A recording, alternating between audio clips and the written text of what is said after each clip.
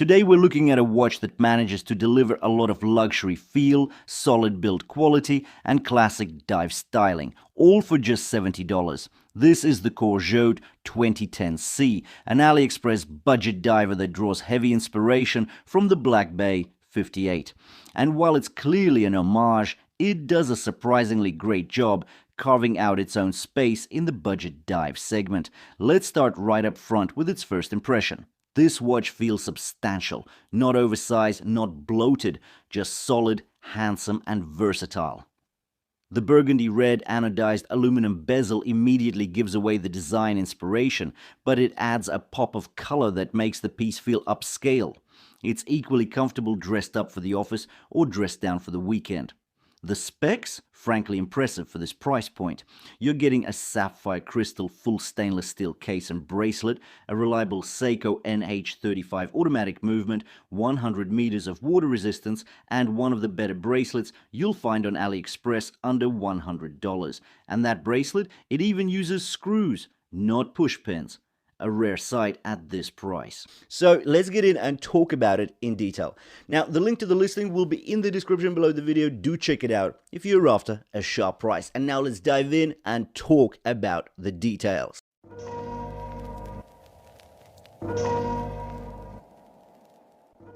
Now let's get into the dimensions, because that's where this watch really balances wearability and wrist presence. The case diameter comes in at 41 millimeters, with a lug-to-lug length of 51 millimeters. The thickness is 13.4 millimeters, and the lug width is a standard 22 millimeters, tapering down to 18 millimeters at the clasp.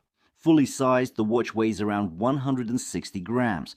While 41 millimeters may sound average on paper, the watch wears visually larger due to the flat case sides and tall polished flanks.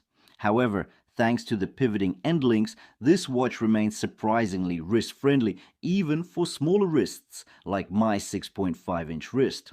There's hardly any overhang, and the fit is very well controlled. The finishing is excellent for a sub-$100 watch.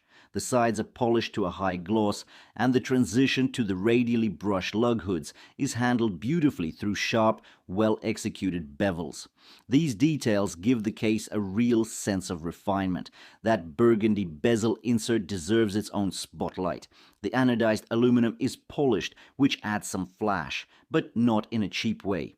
The coin edge knurling around the bezel could use deeper grooves for better grip, but the actual rotation is excellent. The 120-click unidirectional bezel feels crisp, with ratchety and sharp clicks, consistent resistance, minimal backplay, and clean alignment at 12 o'clock. Moving to the crown, it's unsigned and unguarded, but perfectly proportioned. It has sharp threading and a slightly oversized design, making it easy to operate even with gloves or wet hands. And the matching red anodized crown sleeve is a small but classy detail that ties back to the bezel. On the flip side, you've got a screw-down caseback, kept clean and undecorated for a more understated look. Sometimes simple works best.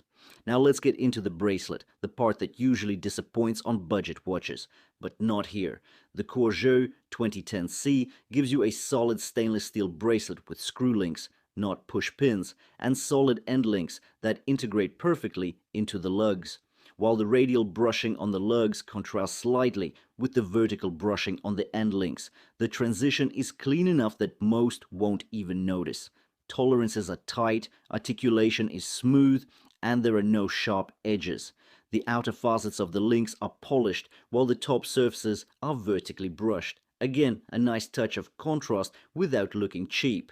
The clasp is one of the biggest surprises. You get a signed milled clasp with ceramic spring-loaded pins inside, which means long-term durability and fewer wear issues compared to metal-on-metal friction.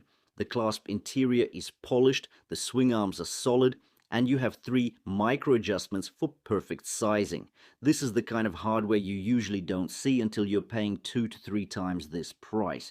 Moving up to the dial, you get a slightly domed sapphire crystal sitting just above the bezel. There's no anti-reflective coating, but thanks to the matte black dial, reflections are minimal and legibility remains excellent. The dial itself is beautifully executed. The gold tone markers and hands are edged in what I'd call a bronzy rose gold finish, not that overly yellow, cheap gold tone you sometimes see on micro brands. This darker, richer tone adds depth and warmth.